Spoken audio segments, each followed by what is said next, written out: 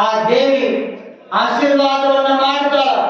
ಆಶೀರ್ವಾದವನ್ನ ಮಾಡಿ ಆ ಸಿದ್ದಾಪುರ ಎನ್ನುವಂತಹ ಅಂಬಾ ಬಡದೊಳಗೆ ಕುತ್ಕೊಂಡು ಜಕ್ಕಪ್ಪ ಮನೆಯೊಳಗ ಸ್ನಾನಾದಿ ಕ್ರಿಯೆಗಳನ್ನು ಮುಗಿಸಿಕೊಂಡು ದೇವಿಯ ಪುರಾಣವನ್ನು ಬರೆಯುವುದಕ್ಕೆ ಆರಂಭವನ್ನ ಮಾಡ್ತಾನ.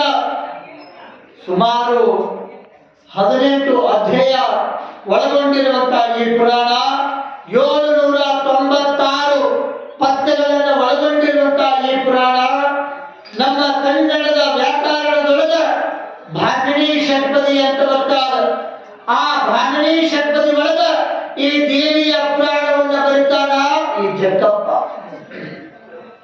ಯಾವಾಗ ದೇವಿಯ ಪುರಾಣವನ್ನ ಬರೆದಿರುವಂತಹ ವಿಷಯ ಅವನ ಗುರುವ ಆ ದೇವಿಯ ಪುರಾಣವನ್ನ ಪಠಣವನ್ನ ಮಾಡಿ ಪಾರಾಯಣವನ್ನ ಮಾಡಿರುವಂತಹ ಆ ಚಿದಾನಂದ ಅವಧೂತರು ಆ ಜಕ್ಕಪ್ಪಗ ಆಶೀರ್